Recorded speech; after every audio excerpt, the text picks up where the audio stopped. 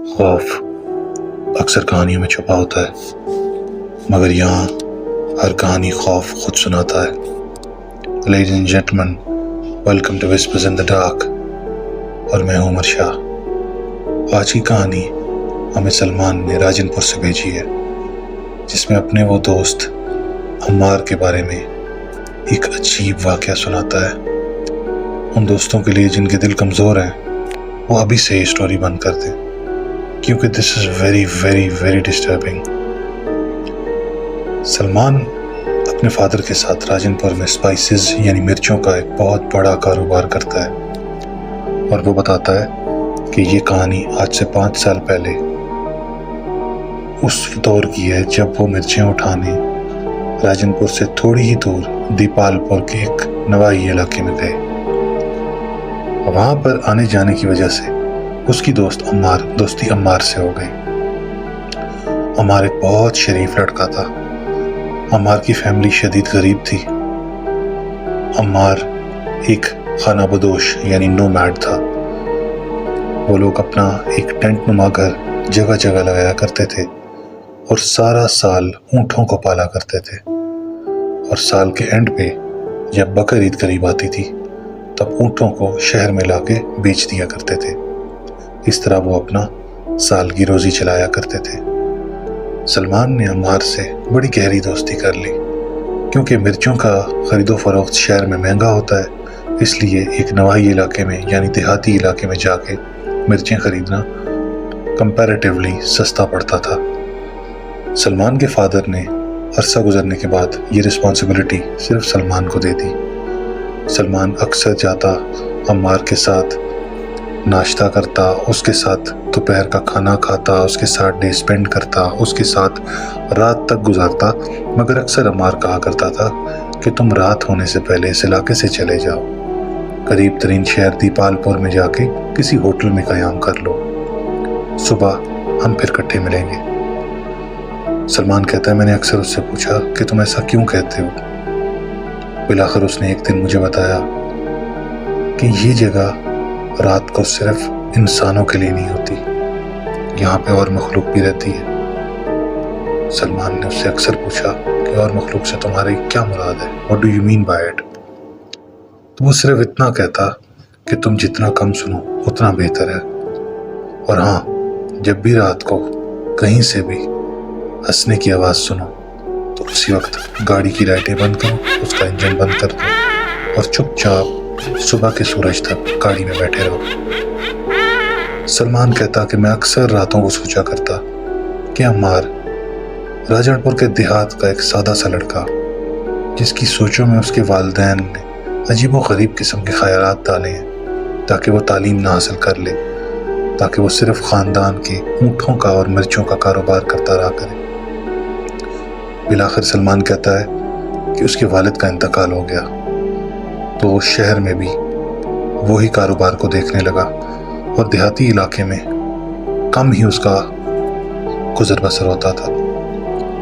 सलमान अम्मार से सिर्फ PCO यानी पब्लिक कॉल ऑफिस के ज़रिए रब्ता करता, क्योंकि अम्मार के पास कोई टेलीफोन की सहूलत न थी। उसने सलमान ने अपना नंबर अम्मार को दिया हुआ था कि जब भी तुम्हें मेरी ज़रूरत हो तुम मुझे कॉल किया करो।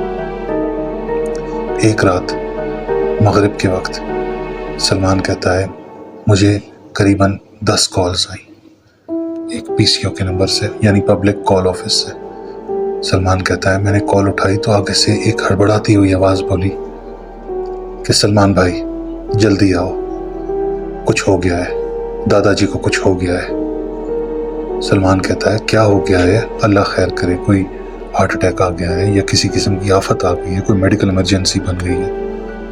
अम्मार की आवाज़ में सिर्फ खौफ था और पीछे से सिर्फ हंसने की आवाज़ आ रही थी। सलमान कहता है कि मैं गाड़ी को दौड़ाता हुआ सहरा के बीचों बीच उस एक तन्हा गांव में पहुंच गया, जो दीपालपुर से भी करीबन आधा घंटा दूर था।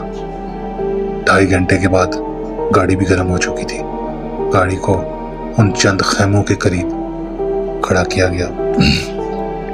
जब पूछा गया कि अम्मार कहाँ है, तो वहाँ पे कुछ ख़वातीन ने علاقائی زبان میں عجیب و غریب چلاتے ہوئے کہا کہ عمار جا چکا ہے۔ وہاں پر ایک بزرگ آدمی نے، سلمان کہتا ہے، میرا ہاتھ پکڑا اور مجھے کہا کہ بیٹا صحرا میں نہ جانا، بیٹا صحرا میں نہ جانا۔ سلمان کا دوست تھا، بچپن کا دوست تھا، سادگی کی انتہا تھی اس آدمی کے چہرے میں۔ سلمان کہتا ہے میں دوڑتا ہوا صحرا کی جانب گیا تو دور ایک چھوٹا سا شعلہ جل رہا تھا۔ سلمان کہتا ہے میں نے عمار کا نام پکارنا شروع کیا، عمار عمار، مگر دور سے صرف ہنسنے کی آواز آئی، ایسے جس طرح کوئی دیوانوں کی طرح ہنس رہا ہے، کہکے لگا رہا ہے۔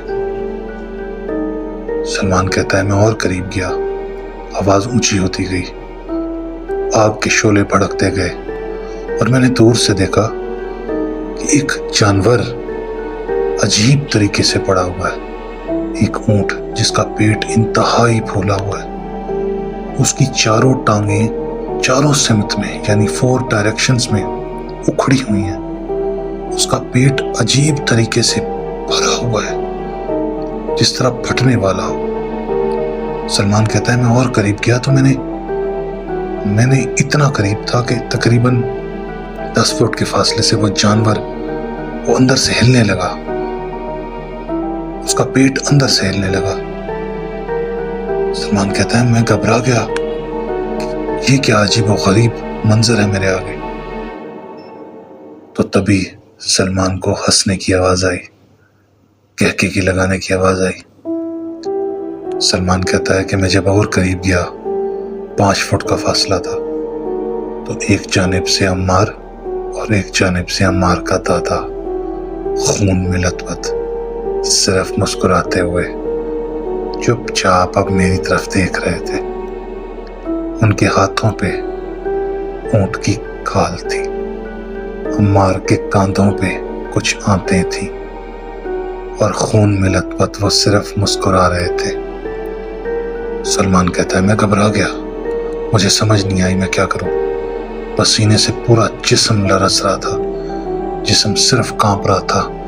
آیت الکرسی سلمان کہتا ہے میرے زبان پہ تھی کہ میں تو اپنے دوست کے دادا کی مدد کو آیا تھا، یہ کیا منظر ہے۔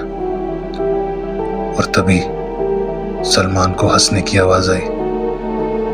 سلمان نے پیچھے مڑ کے نہ دیکھا، وہ دوڑا، جوتے اتر گئے، وہ دوڑا، اس کی گاڑی اب تک گرم تھی، گاڑی کے قریب پہنچ کے کہتا ہے میں نے ہاتھ کے اندر دیکھا چابی نہ تھی، گھبرا کر ہڑبڑا کر زمین پہ دیکھا، تبھی جیب میں ہاتھ ڈالا، گاڑی کھولی، سٹارٹ کی، ہنسنے کی آواز اونچی ہوتی چلی گئی۔ مجھ تک آنے سے پہلے سلمان کہتا ہے کہ میں نے جس قدر تیز ہو سکتا تھا گاڑی چلائی، اپنے گھر آیا اور بستر میں لیٹ گیا اور اچانک بے ہوش ہو گیا۔